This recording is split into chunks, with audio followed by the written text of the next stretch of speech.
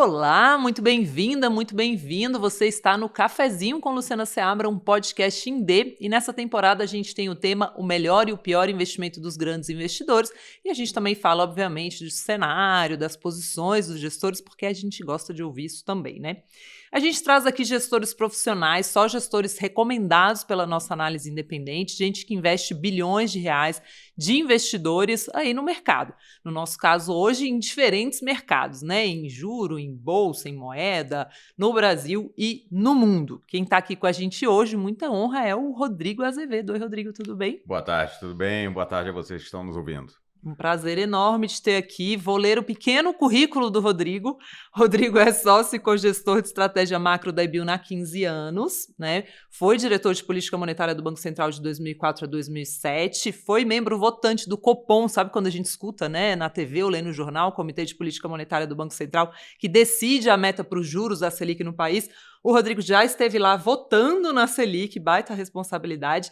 Foi diretor responsável pelas áreas de mercados, operações bancárias, sistemas de pagamentos e gestão de reservas internacionais no Banco Central e foi também sócio da JGP, economista-chefe do Banco Credit Suisse First Boston no Brasil e economista sênior no Banco Garantia, é PhD em Economia pela Universidade de Illinois, formado em Economia pela USP. Que currículo, hein, Rodrigo? 30 anos de mercado aí, operando os dois lados do balcão, né? Nossa, Bastante história acumulada. muita história. E isso aqui é para você que acha que, né, gestor de multimercado, será que vale a pena investir no multimercado? Eu não consigo fazer sozinho? Bom, basta só fazer isso aqui primeiro tudo e aí depois você pode operar juro, o câmbio que você quiser aí no mercado. Vamos lá, Rodrigo, eu vou começar direto ao ponto, que acho que esse ano o tema macroeconômico é o tema do tarifaço lá, né, ao menos até aqui, né, são as tarifas comerciais do presidente americano Donald Trump. Em abril a gente viu ele anunciar lá um aumento generalizado de tarifas comerciais, de lá para cá a gente viu ele mesmo voltando atrás em muita coisa. Afinal, olhando agora da perspectiva de já passou muito vai e vem, a gente tem ou não tem uma nova ordem econômica mundial, uma nova ordem macroeconômica? Bom, de fato, teve muitas idas e vindas desde o começo do ano e muita coisa está mudando. Eu acho que, de fato, a gente está indo para um mundo onde a globalização ela vai ser muito mais fragmentada do que ela estava antes, exatamente em resultado das políticas que os Estados Unidos têm adotado e liderado, que são políticas que favorecem muito mais um fechamento dos mercados do que uma integração global como se tinha, à medida que você implica e implementa uma série de tarifas, né? Mas é importante a gente pensar, né, o que muda versus o que a gente esperava, enfim, o que os consensos dos analistas esperavam no final do ano e o que a implementação do conjunto de políticas que o governo Trump vem implementando tem para o mundo, né? Acho que, de uma maneira geral, a questão importante que veio aqui para o mercado foi exatamente o tamanho das tarifas que ele vinha implementando. Quer dizer, a estratégia do Trump envolve dois tipos de tarifa, principalmente. Um nível de tarifa que ele está chamando de universal para todo mundo, que é 10% para todos os parceiros, e tarifas adicionais que aí depende, né, dos parceiros que praticam tarifas mais altas para os Estados Unidos. E aí, se você pratica uma tarifa mais alta, você sobe nos Estados Unidos, que é uma maneira de você negociar e tentar baixar as tarifas que os outros praticam contra os Estados Unidos. O que aconteceu é que em abril, quando foi anunciado, né, os detalhes da política dele, ele implementou níveis extremamente elevados de tarifas, que era uma combinação de 10%, mas níveis muito elevados para outros países. Quer dizer, o impacto de uma tarifa é importante pensar conceitualmente o que acontece. Ele funciona como aquilo que nós economistas chamamos de um choque adverso de oferta. O que é isso? É como se você estivesse numa situação e, de repente, cai a quantidade de produtos disponíveis. Na hora que cai a quantidade, tem menos coisas no mercado e o preço sobe. Então, do ponto de vista da economia, é como se você fosse para um período de desaceleração ou de queda de atividade econômica, por um lado, com preço mais alto. E aí é uma situação que, né, fica complicada, porque você vai para uma recessão e com inflação. Se você é o Banco Central, você fala, como é que eu respondo? Eu subo a taxa de juros para combater a inflação ou eu baixo a taxa de juros para minimizar a inflação, a recessão? Então, é essa a situação e ela depende, logicamente, dependendo da composição de tarifas, que um impacto pode ser muito maior do que o outro. É possível que o impacto inflacionário seja muito maior que a recessão ou vice-versa. Enfim, a magnitude do movimento foi muito intensivo ali no começo de abril e gerou uma grande preocupação com o mercado que a gente ia para uma onda de recessão. Só que aquilo foi tão intensivo e a reação foi tão significativa que o próprio Trump acabou recuando e deixou basicamente só o primeiro nível de tarifas, que é o 10%, e falou: até julho eu vou negociar quanto vai ser as outras tarifas, e houve um recuo. Então, basicamente, o mercado, né, vinha numa situação, colocou numa situação extrema e voltou para uma situação que é ruim, versus o que era antes, mas não é tão ruim. E o que aconteceu é que os mercados reagiram para baixo e depois para cima, né? Então, a gente teve um pico de aversão a risco ali em abril, junto com uma enorme incerteza, e que foi severamente mitigada, pelo menos uma parte dela, em maio, né? E quando a gente olha para a Bolsa de Nova York, por exemplo, ela teve uma queda que chegou a quase 20% ali e recuperou tudo isso em maio. E hoje em dia está voltando agora no começo de junho para níveis próximos daquilo que a gente está observando em março, né? Então, no fundo, funcionou quase como se tivesse, né, aquela situação onde a coisa não está boa, mas você coloca um bode na sala, fica tudo ruim, aí você tira o bode e todo mundo fala: ufa, tudo continua ruim, mas... né, então você tirou metade do bode, eu diria, né? Botou 2 bodes e tirou 1. Entendi. E o resultado básico disso, só para concluir o raciocínio, né, é que a gente ainda tem uma situação que tem a tarifa, ou seja, ela vai ter um impacto de desaceleração da atividade econômica e um impacto inflacionário, mas eles parecem que vão ser muito menores do que aqueles que pareciam ali, que sugeridos, né, pelo tamanho das medidas adotadas em abril.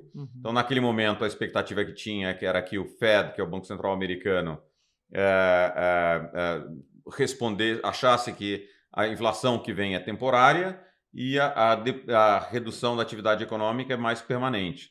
Então, provavelmente aconteceria que ele ia demorar um pouco, mas ia cair bastante a taxa de juros. Tá? Agora que o impacto é menor, provavelmente o impacto inflacionário é menor, mas o impacto de desaceleração também. Então, continuamos com a ideia de que o Fed vai sim cortar a taxa de juros, mas isso parece que vai acontecer mais para frente, né, mais próximo do final do ano, e provavelmente em magnitude menor do que aquele que parecia no pico da incerteza em abril. Tá. Então, só para a gente recuperar aqui, né? Essa conclusão é de agora, que ainda deve sim haver uma retração econômica. Agora a gente vê ainda inflação acontecendo em alguns países. E porque eu lembro que quando a gente conversou mais logo perto de abril e tal, você já estava com uma sensação assim de: olha, desenha-se uma conjuntura que traz a possibilidade de corte de juros em vários países do mundo, e esse costuma ser um movimento que vocês costumam capturar muito bem, tanto as viradas, na verdade, né? Tanto o movimento de queda quanto de alta. A IBIUNA é uma especialista em política monetária, então vocês costumam capturar esses momentos. Esse momento, ele deixa de ficar muito claro ou ele ainda vai ter que acontecer? Não, ele vem acontecendo, os mercados já vêm precificando, mas todos eles em menor magnitude do que seria se você fosse para um cenário de recessão global. Porque você falou que ainda permanece o cenário de retração da atividade, mas retração é diferente se é uma retração onde você tem uma contração, ou seja, uma recessão, ou se você tem uma desaceleração, que é simplesmente um crescimento menor, né? Então, enfim, eu acho que a gente está falando muito mais numa desaceleração do que numa contração, que seria o que caracterizaria a recessão. Tá. Né? O que isso significa é que, basicamente, sim, continua existindo a perspectiva de quedas de taxa de juros, mas ela é menor do que ela seria se você fosse para uma recessão. Tem uma diferença que é importante dos Estados Unidos dos outros países e que justifica por que a gente tem posições muito maiores em outros países do que nos Estados Unidos. Né? E que é o fato de que uma coisa que aconteceu e voltou, foi a bolsa caiu e voltou a subir. Então parece que não aconteceu nada. Mas tem uma diferença, uma coisa muito importante que vem acontecendo desde 2 de abril, isso não mudou, que é a correlação que existe entre juros nos Estados Unidos e o dólar. Tipicamente, no passado, toda vez que o juro subia, logicamente fica mais atrativo você ter dinheiro nos Estados Unidos. Então isso atraía dinheiro e o dólar apreciava. Por outro lado, na hora que o juro caía, ficava menos atrativo ter dinheiro nos Estados Unidos e o dinheiro saía dos Estados Unidos e outros lugares e a moeda americana sofria, ela depreciava. O que aconteceu desde lá para cá? Você começou a ficar com um volume muito grande de incerteza sobre o futuro dos Estados Unidos. Com as políticas erráticas do governo Trump, uma série de medidas de natureza qualitativa que levaram os investidores a falar: talvez eu não queira ter tanto Estados Unidos no meu portfólio como eu tinha antes. E o resultado básico disso é que subiu a incerteza, o juro longo, em particular nos Estados Unidos, subiu, Só que o dólar, em vez de fortalecer, ele enfraqueceu, porque tem muita gente exatamente tirando o dinheiro dos Estados Unidos. Né? Só que, se ele deprecia, ele gera pressão inflacionária nos Estados Unidos, mas ele abaixa a inflação dos outros países que a moeda está fortalecendo. Então, por exemplo, o real, nesse período todo, ele se fortaleceu. Como ele se fortaleceu, em parte porque o dólar perdeu valor desde 2 de abril, a pressão inflacionária aqui foi menor e ficou mais tranquilo para o Banco Central fazer o trabalho que ele tem que fazer. Aplica isso para o México, aplica isso para a Coreia, aplica isso para a República Tcheca, mesmo para a Europa. Enfim, o que acaba acontecendo é que você, né, como a gente falou, também tem a desaceleração nesses países e, além de tudo, a moeda está apreciando, está reduzindo a pressão inflacionária. Então, é curioso, né? Porque uma coisa você fala assim, como o juro vai cair nos Estados Unidos, ele pode cair em todos os outros lugares. O que a gente está falando aqui é que o juro nos Estados Unidos não vai cair tanto, mas a moeda está perdendo valor, os outros estão ganhando valor e, portanto, o juro nos outros lugares pode cair mais do que nos Estados Unidos. Então, o que a gente fez, baseado nisso? A gente se posicionou principalmente em países onde esse efeito a gente julga que seriam mais relevantes. E aí entra México. E aí entra vários países, o que a gente, né, fez dinheiro aí nesse período e que a gente ainda continua gostando. Acho que o México é o maior destaque deles, mas tem outros países no mundo emergente, como Coreia, como Israel, como República Tcheca, e mesmo no mundo desenvolvido, Europa e Noruega são 2, Canadá em menor escala, que a gente gosta bastante. Então a gente tem entrado e saído de posições mais nesses países, onde a gente acha que essas moedas estão apreciando, existe fraqueza da atividade econômica e o Banco Central foi pego nessa situação com o juro bem mais alto do que seria se você não tivesse esse cenário global dessa maneira. Certo. E essa tendência de desvalorização do dólar, ela é estrutural, é um pouco intencional do Trump mesmo? Na verdade, né, existe uma discussão se é intencional ou não, mas o fato é que ela está acontecendo. E está acontecendo, e eu acho que existem 2 maneiras de olhar para isso, né? Existe uma vertente de analistas que acham que o dólar vai perder o seu chamado privilégio exorbitante, né? Que é o fato do dólar ser a moeda reserva do mundo. O que significa isso? Significa que, em momento de dificuldade, você quer Todo dólar. mundo corre para o dólar. Né? Por quê? Porque o dólar tem um histórico, né, de ser uma reserva de valor, um lugar que não tinha inflação, um porto seguro. Os títulos americanos eram percebidos como, né, títulos AAA, né, não estão perdendo essa característica, mas enfim, e livres de risco, e portanto, em momentos de incerteza, você corria para o dólar. Mas, né, se você começa a achar que tem perigo no dólar, porque a dívida está crescendo muito, porque a política está errática, você começa a não querer ter tanto dólar. E no limite, se você quiser ter $0, o dólar vai perder o seu privilégio exorbitante, as pessoas vão querer outro ativo para ser a sua reserva de valor de longo prazo. Né? Então, tem algumas pessoas que acham que, olha, esse aqui é o começo do fim do dólar e nunca mais o dólar vai se apreciar. Tá? Eu tenho uma visão um pouco distinta disso, que eu estou mais num outro campo de analistas, que acho que o que está acontecendo aqui é simplesmente uma realocação global de portfólios. E acho que a maneira de pensar sobre isso é que fundos de pensão, seguradoras, bancos centrais, investidores de uma maneira geral, foram muito bem remunerados nos últimos 5 anos depois da pandemia em ter uma posição sobreexposição aos Estados Unidos, aquele que a gente chama de overweight em inglês, né? Que é uma posição onde você tem um portfólio e você tem muito mais Estados Unidos do que o peso, né, da economia americana no mundo justificaria, ou tem muito mais Estados Unidos, pouco Europa, pouco Ásia. Por quê? Porque a Bolsa Americana andou muito, porque os Estados Unidos cresceu muito mais que o resto do mundo, porque os Estados Unidos tinha toda a tecnologia de inteligência artificial sendo desenvolvida. Ou seja, muito valor foi gerado na economia americana, na saída da pandemia, muito mais do que em outros lugares. O resultado disso é que, nesse período, os Estados Unidos andou mais que os outros e a moeda americana se beneficiou disso, se fortaleceu. Então você entra em 2025 com essa situação onde todo mundo tem muito Estados Unidos no seu portfólio e tem muito dólar. E de repente você para e olha e fala assim, nos próximos 5 anos vão ser iguais?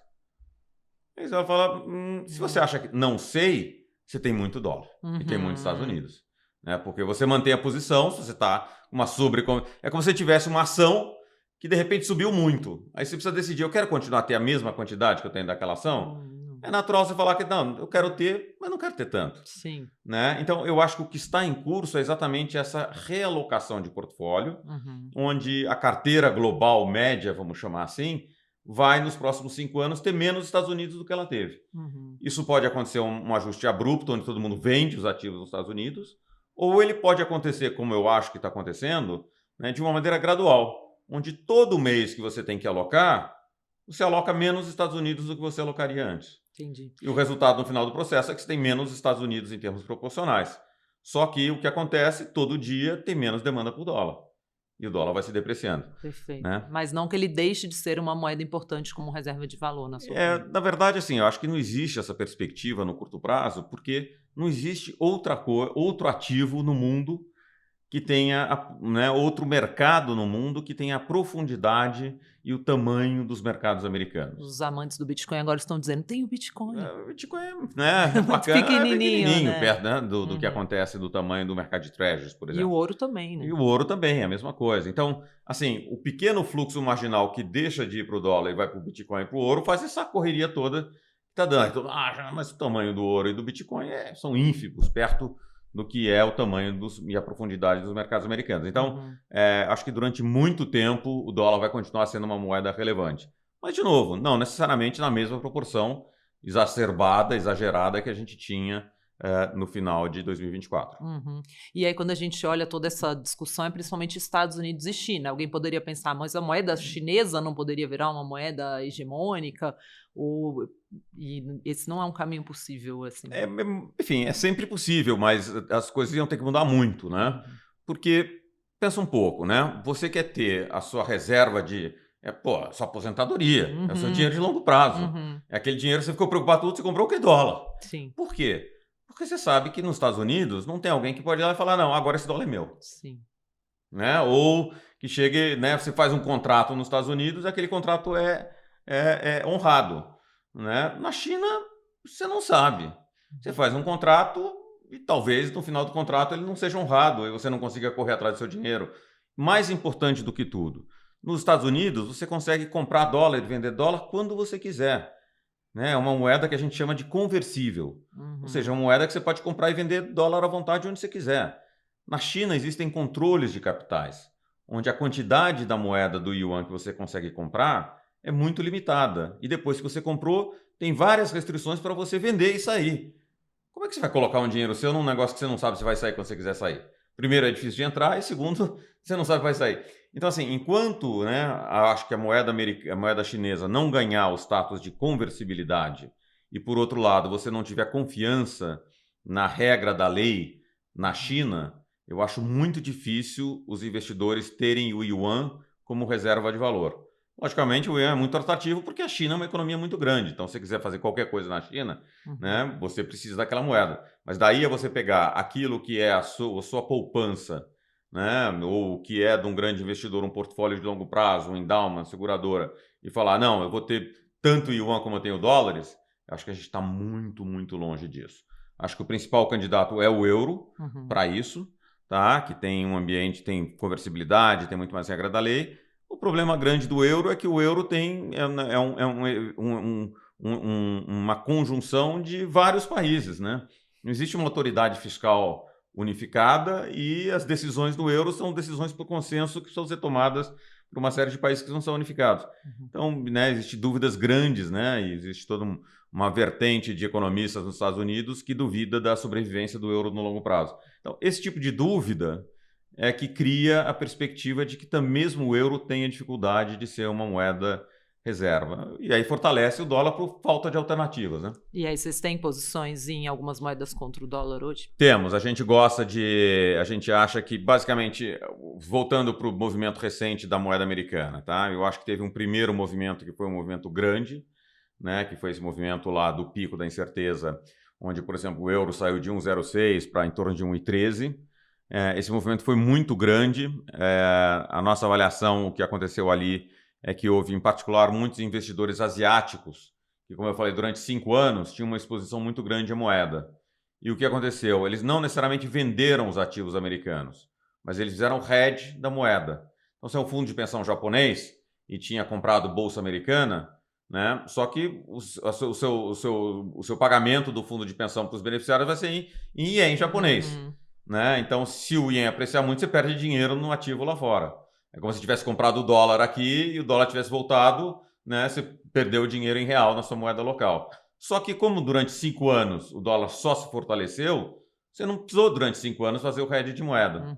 E aqui eu acho que eu falou assim, bom, eu não vou vender os ativos que eu tenho nos Estados Unidos, mas eu vou anular a exposição eu vou anular cambial. a exposição cambial. Ou vou reduzir de uma maneira relevante. Então, acho que esse movimento foi um movimento que criou esse salto grande, tá? Mas daqui para frente, eu acho que ele vai continuar se depreciando, o dólar, mas ele vai se depreciar de uma maneira muito mais gradual, refletindo exatamente essa realocação de fluxos na margem, né? Mas eu acho que vai continuar, então a gente gosta de ter posições em euro, gosta de ter posições em ien japonês, e no ambiente atual, onde houve uma queda grande de incerteza, né, houve uma queda da volatilidade de moeda, do grau de flutuação de moedas, né, as moedas que têm bom carrego, bom retorno de você ter exposição, ela tende a performar bem. As duas que estão performando melhor nesse ambiente têm sido o real e tem sido o peso mexicano. Mas também o rand sul-africano da África do Sul tem funcionado bem. Mas a gente gosta dessas todas, o que a gente gosta mais é o peso mexicano. Perfeito. Né? Agora, Rodrigo, o dólar contra o real. Eu vi alguns gestores que tinham essa posição montada e que depois das medidas recentemente anunciadas do Imposto sobre Operações Financeiras, o IOF, consideraram que acho que tem algum risco aqui do estrangeiro, por exemplo, resistir a investir no Brasil, ou enfim, algum risco para essa posição e decidiram desmontar essa parte de real contra dólar e deixar contra outras moedas. Você acha que algo mudou nesse sentido? Não, eu acho que é importante colocar em perspectiva, né, na nossa avaliação o que vem acontecendo esse ano, que aí a gente entende melhor que se esse movimento pode continuar ou não, tá? Eu acho que no final do ano passado havia 3 coisas que acabaram justificando aquele movimento, aquela correria toda contra o dólar, tá? Acho que a primeira e mais importante é o fato de que o Banco Central, com as pressões inflacionárias, se viu numa situação de ter que voltar a subir a taxa de juros. E na hora que as pessoas fizeram a conta de, bom, se o juro vai muito mais alto, partindo de um nível de dívida muito alto, o que vai acontecer é que vai acelerar o tamanho, a deterioração da dívida pública. Então começou a ter uma preocupação fiscal muito mais exacerbada por conta da depreciação, por conta da perspectiva de subida de taxa de juros. Né? A segunda coisa que aconteceu é que basicamente todo mundo achava que com a eleição do Trump o dólar ia se fortalecer muito mais. Então o dólar puxou por um lado por incertezas daqui, por outro lado incertezas de lá. Né? Ou, enfim, a certeza de lá achava que o Trump ia fortalecer o dólar. Sim. E a terceira coisa é que antes de subir a taxa de juros, o juro no Brasil era 10,5%. E que aí se avaliou que, dado essa conjuntura de dólar forte no mundo e deterioração fiscal, esse 10,5% era muito pequeno. Né? Então não compensava o risco de ter o resultado, tudo não saiu correndo e a moeda teve aquela correria toda de novembro e dezembro. Na virada do ano, algumas coisas mudaram. Né? A primeira coisa, perspectiva que o dólar globalmente ia se depreciar, se inverteu. Tanto que a gente acabou de discutir aqui quanto mais o dólar vai se enfraquecer. Sim. Né? Então, aquilo, logicamente, o real é real contra o dólar. Se o dólar está perdendo valor, é porque o real está ganhando valor. Primeiro fator isso. Segundo, a gente subiu a taxa de juros 300 basis points. Né? Então, assim, a atratividade de você ter real aumentou muito, né? Desde que o Banco Central fez esse movimento todo. Sim. E a terceira coisa é que, apesar da situação fiscal não ter mudado muito, acho que até piorou, ficou mais vulnerável, né? Criou-se a perspectiva de que haja uma mudança de política econômica em 2027. Né? Seja porque há maior conscientização de que a situação é insustentável, caso haja continuidade desse governo em 2027, ou que haja mudança de governo e o novo governo adote política diferente desse aqui. Né? Então, com a queda de popularidade do presidente Lula, né, criou-se essa perspectiva de, né, ou o próprio presidente Lula faz alguma coisa, ou, né, você, né, talvez tenha alternância de governo. Acho que a combinação dessas 3 coisas, falaram, bom, dado que agora eu ganho muito juro para estar aqui, que o dólar globalmente está se enfraquecendo e que talvez tenha mudança, eu vou esperar comprado em real e não em dólar. E aí eu acho que o dinheiro começou a vir para cá. E aí esse movimento eu acho que ganhou força, né, desde que, né, os mercados acalmaram ali no abril, no final de maio, porque a volatilidade global caiu. E aí é importante pensar como um estrangeiro pensa sobre o real. Porque uma coisa é você dizer o seguinte, eu tenho um retorno muito bom nesse país. Outra coisa é falar, não, mas esse país é muito arriscado. Então, se ele é muito arriscado, eu não sei se eu quero ter. Né? Então, no fundo, a questão dessa oportunidade é o que a gente chama, é a perspectiva de retorno, mas você tem que comparar isso com quanto que essa moeda flutua, que é a volatilidade.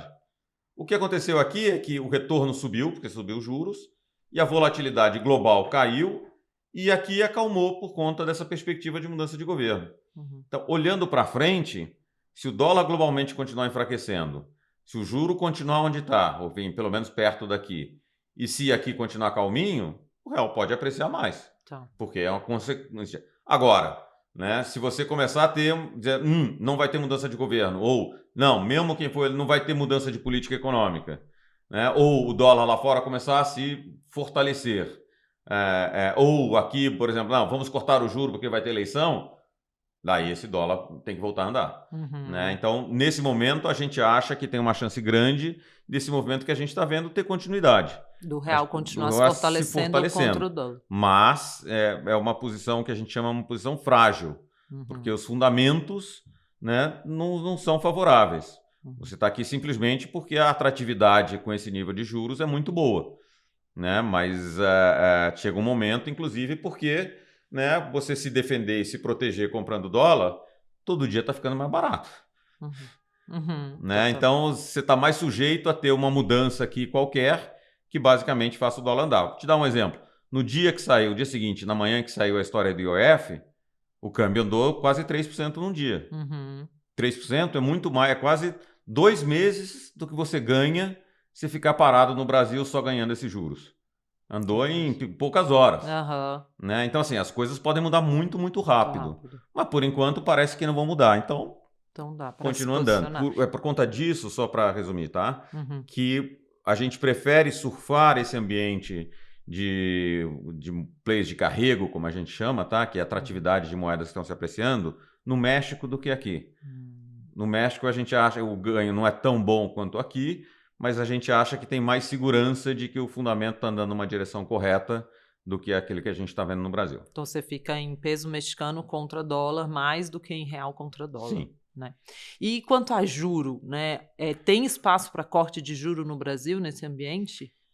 Eu acho que esse espaço é muito exíguo, né? E acho que a discussão de corte de juros é muito precipitada num ambiente onde o Banco Central, pelo menos até agora, não disse que parou. A gente vai saber, né? Hoje está sendo gravado a semana anterior ao Copom, né? Não sei quando é que vai aqui ao ar, mas enfim, na semana que vem a gente vai saber se o Banco Central vai manter ou vai continuar subindo a taxa de juros. Mas a realidade aqui é a seguinte, né? É que houve uma perspectiva de que o juro ia parar e podia cair logo ali em abril, quando você tinha essa perspectiva de que tem uma recessão global. Se tivesse uma recessão global, como eu mencionei, o mundo inteiro ia poder cortar o juro. E o Brasil provavelmente ia poder não subir tanto e talvez começar a cortar mais cedo. Só que essa perspectiva de recessão global, como a gente acabou de conversar bastante, sumiu. Né? Tem uma desaceleração, mas ela é pequena. Então, a gente volta a olhar para os fatores domésticos. E dos fatores domésticos, o que a gente está observando? Uma economia que tem se provado incrivelmente, surpreendentemente resiliente a esse juro. Esse juro subiu muito de novembro, dezembro para cá. E você olha para os indicadores de atividade, vendas ao varejo, produção industrial, indicadores de antecedentes, produção de mercado de construção, imobiliário, você olha para o mercado de trabalho, não parece. Você olha simplesmente para esses indicadores, não tem nenhum sinal de que teve um choque de juros. Então a economia está resistindo muito bem, por uma razão que é pouco entendida, no sentido de que não há um consenso, uma explicação de consenso do que está acontecendo, mas o fato é que ela está respondendo pouco a esse aperto monetário que a gente viu desde então. A segunda coisa é que a taxa de inflação continua muito alta. Ela até performou um pouco melhor do que esperado nos últimos 2 meses, mas ela continua muito acima do teto da meta e, mais do que isso, as expectativas de inflação, né, de consenso dos analistas para esse ano ainda é de uma inflação acima de 5%, quando o teto no intervalo superior, né, o teto do intervalo de metas é 4,5%, e a perspectiva para 2026, no consenso de analistas, ainda está em 4,5%. Então, assim, a atividade não está recuando, o mercado de trabalho não está recuando, a inflação corrente está alta, a expectativa de inflação está alta. Fica difícil cortar juro, né? Mais do que isso, né? Por enquanto ainda está difícil você explicar por que você parou de subir a taxa de juros. Entendi. Né? Então, de novo, a gente se enquadra entre aqueles que ainda está se perguntando de qual é o nível que ele pode parar. Agora, o que acontece nos juros é o seguinte, você tem, nessa situação, o Banco Central pode optar entre várias estratégias, mas tem duas estratégias principais que ele pode imaginar. A primeira é, eu vou subir o juro até onde for necessário, até eu observar a atividade cair, a inflação cair, alguma coisa. Só que a política monetária tem a característica de que quando você mexe os juros, ele impacta a atividade econômica 6 meses à frente e impacta a inflação 9 a 12 meses à frente. Então, se você ficar subindo e até ver acontecer, na hora que você vê acontecer, vai ser muito tarde. Você já vai ter jogado a economia no buraco. Então, é natural os bancos centrais, basicamente, não subirem tudo aquilo em que você talvez precisasse esperar para ver e parar um pouco antes para ver se está acontecendo ou não. Né? Então, usam de modelos para isso. Se você tipicamente usar só um modelo que o modelo te diz, tá? Para entregar uma inflação de 3% no final de 2026, o juro precisaria ir para alguma coisa como 17%. Nossa. Né? Então, a pergunta que fica é, será que parar o juro em 14,75 é suficiente? Aí vem a segunda alternativa. Ele falou, não, olha, eu acho que 14,75 já é bastante apertado e em vez de subir e se eu descobrir que foi muito eu caio rápido, o que eu faço é eu paro antes, mas eu fico parado nesse patamar muito mais tempo. Né? Então, né, por uma discussão ou pela outra, está muito longe de discutir queda de juros. Entendi. Né? Então, acho que a discussão relevante aqui, por enquanto, ainda é qual é o patamar que o Banco Central vai parar a subida de juros. E esse patamar parece, à luz de hoje, mais alto do que aquele que parecia 45 dias atrás, quando você estava no auge dessa incerteza global. Né? Então, a pergunta é se 14,75 é suficiente ou não. E vocês estão posicionados para ganhar, então, com esse movimento oposto de um aumento na expectativa de juros no futuro? A gente, nesse momento, tem feito posições mais táticas aqui, né, onde a gente tem feito, quando a curva sobe muito, a gente basicamente acha que tem muito prêmio, a gente aplica os juros, mas a gente não está, como a gente acha que a queda de juros está muito distante, quando o mercado exagera na precificação de queda de juros, a gente essencialmente sai da posição. Então, a gente tem operado mais na posição aplicada ou zerada, ou seja, posições que beneficiam se o juro cai, quando ele cai muito, a gente sai dele e espera ele voltar, porque a gente acha que esse movimento ainda não é sustentável de você ter uma virada sustentada da curva de juros. Exatamente porque talvez 14,75 não faça o serviço. Né? Caramba. Parece muito juro, né? É curioso isso, né? Ele parece muito, mas historicamente, né, o número assusta quando você pensa em termos, a inflação está andando a 5, você está com juro de 14,75, o juro real é muito alto. Mas o que surpreende de verdade é, mas por que será que com esse juro tão alto a atividade econômica está andando tanto? Né? Então, sob a ótica de eu preciso entregar uma inflação baixa, por alguma razão esse jurão todo que tem aqui não parece suficiente. Então, que ele está alto, ele está alto. A pergunta não é essa, a pergunta é se ele está alto o suficiente para entregar aquela inflação? Né? Então, acho que essa questão de qual é o nível suficiente é mais importante do que se ele está alto ou não. Ele está alto, mas ele está alto não significa que você vai conseguir entregar a sua inflação. Né? Perfeito. Então, vocês, na verdade, têm preferido operar, é certo falar que vocês têm preferido operar políticas monetárias de forma direcional mais fora do Brasil do que no Brasil? A gente tem tido posições muito mais fora do Brasil. Tem locais onde a gente acha que a racionale para a queda de juros é muito mais sólida e a gente identifica muito mais assimetrias entre aquilo que o mercado está precificando e aquilo que a gente acha que é o potencial de onde o juro pode ir. Interessante. Muito mais do que no Brasil. Logicamente, né? Enfim, chega uma hora que a gente pode achar que o Brasil está mais atrativo. Né? Por exemplo, eu paro e olho e vejo aqui uma coisa que a gente gosta no Brasil, é o nível do juro real que as NTNBs estão pagando.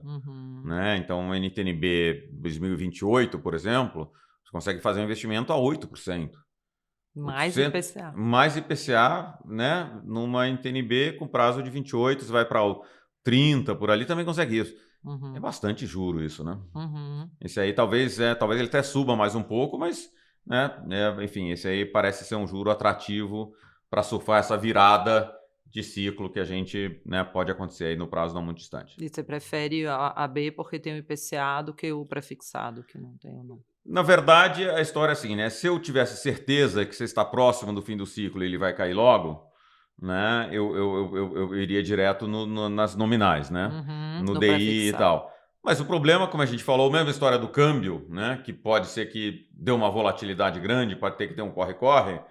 Dado que a gente vai entrar nos próximos 12 meses, num período eleitoral, né? Que promete 12, 18 meses, que promete ser animado, Uhum. né? Eu acho que é uma posição mais defensiva você ter posições no juro real do que no juro nominal aqui. Perfeito. Bom, muito bom. Então temos cenário. Eu quero entrar agora nessa outra parte em que a gente gosta de ouvir um pouco de histórias que você viu. Acho que nada como saber dos grandes acertos e dos erros dos gestores, historinhas mesmo de como as coisas aconteceram, para entender como vocês trabalham, né? Então eu queria começar por um grande erro, um momento que você acha que você errou mesmo operando e o que você aprendeu com isso. Eu acho que o maior erro que a gente teve, né? Erro para um gestor é muito fácil de identificar. Quando é que você perdeu dinheiro? Então, pare e olha assim, qual a história da minha, qual o dia que eu mais perdi dinheiro? Né? O dia que mais perdi dinheiro é fácil identificar. Foi o dia do Joesley Day, né? O dia ela foi, basicamente, está em maio de 2017. Eu me lembro desse Isso dia. era uma quarta para uma quinta-feira. E na quinta-feira ia ter uma votação da reforma da Previdência na Câmara. E a reforma da Previdência ia dar um salto qualitativo no controle das contas fiscais do Brasil. Era um evento muito positivo para o Brasil. Tava todo mundo animado, eu lembro, Estava um clima todo mundo bom. animado. E a gente achou que, né, na semana anterior, que estava animado demais e reduzimos bastante as posições de Brasil. Só que aí começou a semana e aí começou aquele zum que agora vai, que é bacana. E a gente parou e falou, pô, não dá para não ter posição nisso aqui. E a gente voltou para a posição, né, aplicada no Brasil, aquele na segunda para terça-feira, num tamanho, né, que nem era um tamanho gigantesco, mas enfim, era um tamanho razoável. E aí na quarta para quinta, em vez de ter a reforma da Previdência, quase teve a queda do presidente Temer. Teve o vazamento do áudio da conversa do Joesley. Do Joesley com o Temer e basicamente na quinta-feira o mercado abriu naquilo que a gente chama de limite de alta, né? Foram quase 150 basis points de abertura do DI aqui. Naquele dia a gente capotou. Né? Então aquele foi o dia qual foi o grande erro aqui? Não ter antecipado essa situação, mas é uma situação Mas como, né? Eu acho de que baixíssima probabilidade daquele evento que... Né, tem os eventos que você atribui probabilidades e são eventos de cauda, e tem aqueles eventos que você não atribui probabilidades porque são impensáveis, né? Eu acho que esse caracteriza mais um desses eventos, mas o fato é que a gente estava posicionando e aquele dia a gente sofreu bastante. Como lidar com a imprevisibilidade, Rodrigo, nesse seu histórico aí? Como é que você se prepara para isso? Eu acho que existem dois tipos de situação, né? Como eu mencionei. Existe aquele tipo de situação onde que é a diferença clássica que se faz entre risco e incerteza. Né? O que é risco? Risco é quando você tem cenários e você atribui probabilidades para aquele cenário. Então, você sabe qual é a probabilidade de que o Copom vai subir a taxa de juros ou que ele vai manter a taxa de juros. Assim, tecnicamente, existe a possibilidade de ele cortar o juro na próxima semana. Sim. Mas esse é um evento de probabilidade muito baixa. Então, você atribui a probabilidade de cair o juro é 0,5%, a probabilidade de manter o juro é 40% e a probabilidade maior é de 59%, ele subiu o juro. Então, você tem probabilidades, isso se chama o risco. Né? Esse aqui é mais fácil de você gerir, porque você fala o seguinte, bom, nesse cenário aqui quanto eu vou ganhar, nesse cenário aqui quanto eu vou perder, você compra o hedge e gerencia quanto de exposição você quer ter. Né? Então, esse aqui, às vezes você erra, mas você tem controle porque você tem os hedges e coloca no seu portfólio. Agora, existe o cenário onde você não atribui probabilidade. Né? Por exemplo, né? Os eventos de 11 de setembro nos Estados Unidos, um evento completamente imprevisível. Sim. Né? De alguma maneira, o evento do Joesley foi um desses eventos. Ninguém tinha na sua probabilidade aquilo acontecer. Sim. Então, quando você está lidando com situações que você não atribui probabilidade, uma situação que você chama de é incerteza que você vive. Sim. Quando você atribui probabilidade para esse evento? Como é que você se protege desse evento?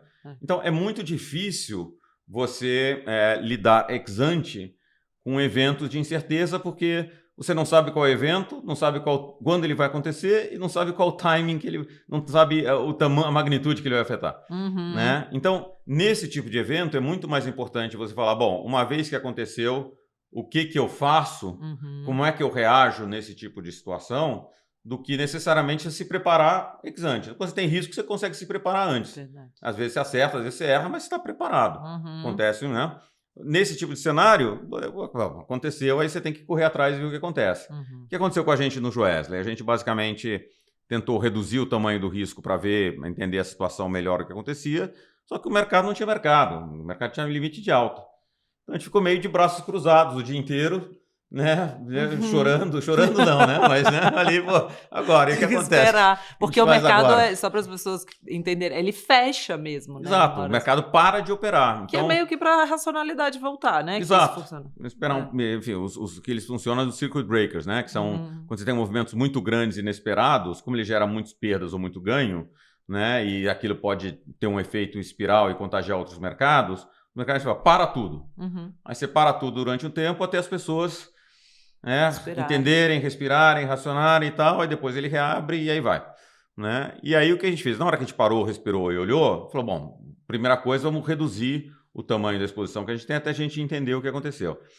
E durante 3 dias o que aconteceu, né? A gente reduziu o tamanho das posições, foi para alguma coisa como metade, até 40% do tamanho do risco que a gente tinha, apesar da gente parar e olhar e falar, pô, esse aqui é o melhor nível que tinha de aplicação do... Antes eu achava que o juro aplicado era bom, agora se o cenário acalmar, esse aqui é muito melhor. Então você fica naquele dilema de eu mantenho a posição ou eu saio fora.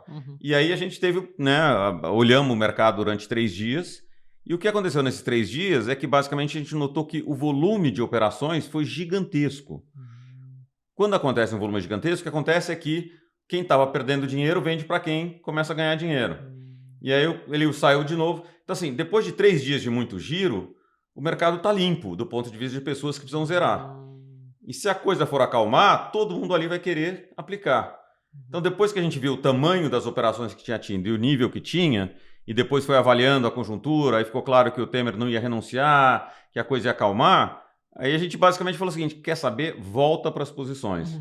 E aí você falou dos erros e dos acertos, acho que um dos maiores acertos que a gente teve foi ter voltado para a posição relativamente rápido.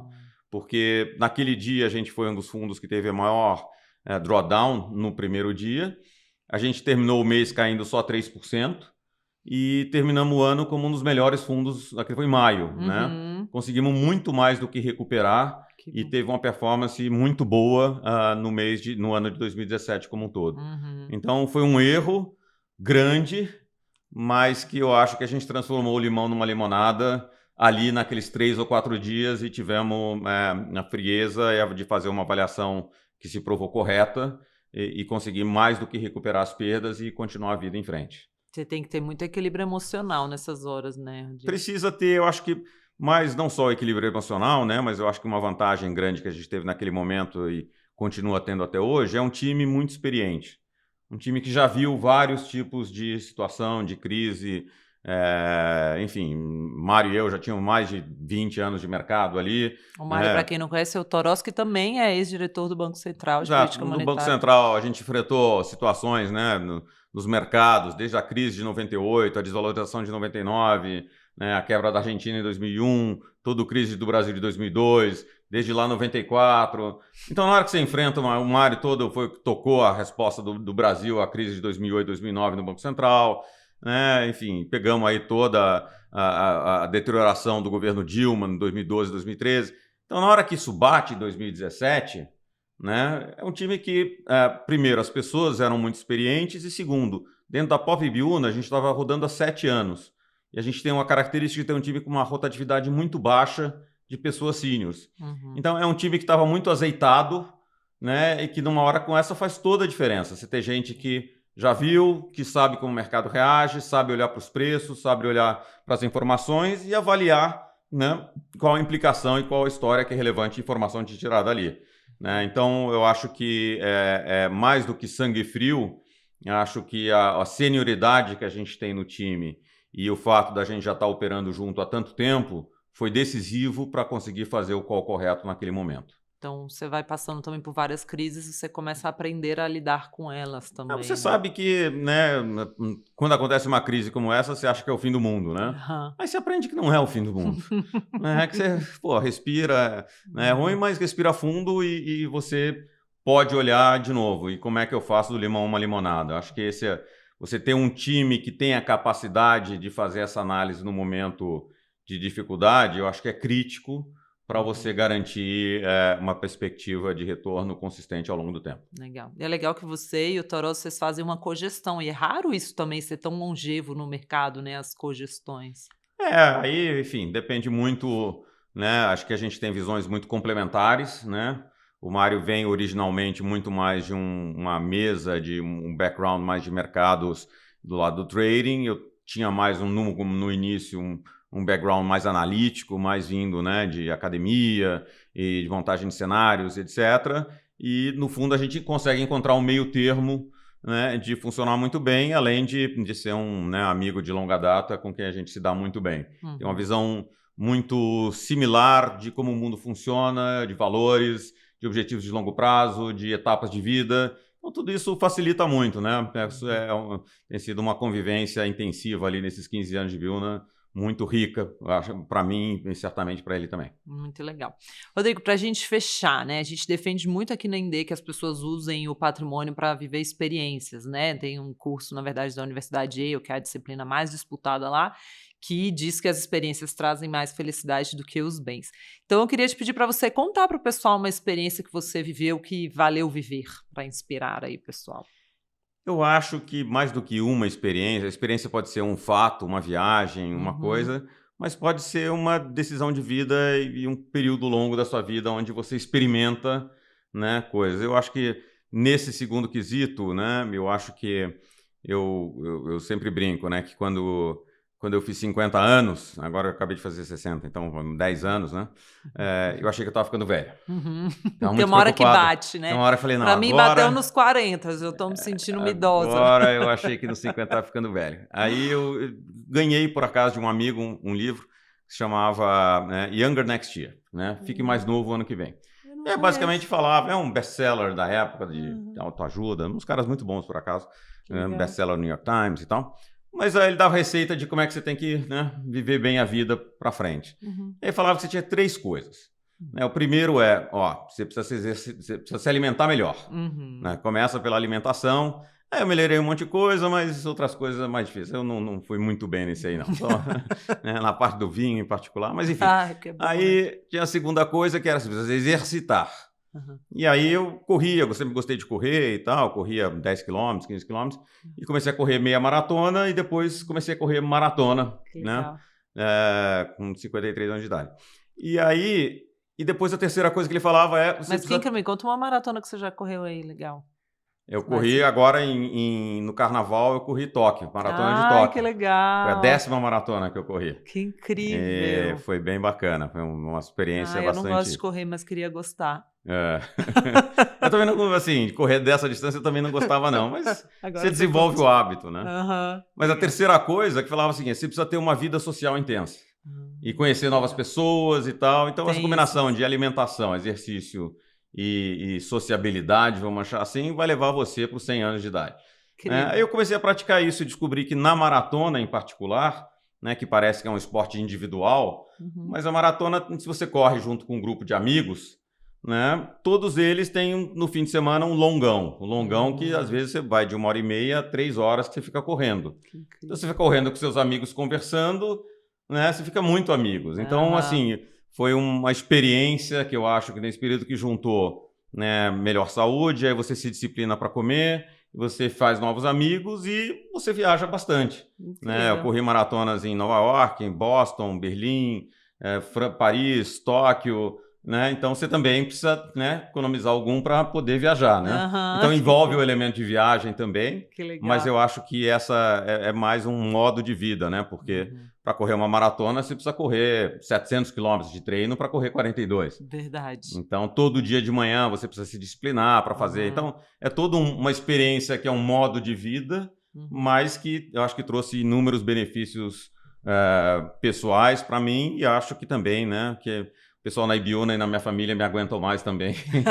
Porque dá uma relaxada. Desse mercadinho nosso que, né? Você tem uns joelhos daí pela frente, às vezes Uma corrida ajuda, né? Ajuda bem, ajuda bem. Perfeito, muito legal, Rodrigo. Adorei. Fica aí a recomendação aí do Rodrigo da corrida. Como é que é? Alimentação, esporte e vida social. E aí eu falo também de vários estudos de felicidade, né? De você se cercar de pessoas, ter, né, uma vida social viva, né? Muito legal, Rodrigo. Muito obrigada. Obrigado a vocês aqui pelo convite, pela oportunidade e um prazer, como sempre, estar com você aqui, Luciano. Obrigada. Bom, obrigada a você que participou com a gente aqui desse podcast Cafezinho. Se você gostou, curte aqui embaixo, compartilha com seus amigos, familiares e comenta também o que você achou. Manda aqui embaixo o que te despertou mais interesse nesse podcast de hoje. A gente se vê no próximo Cafezinho. Muito obrigada. Um beijo e tchau, tchau.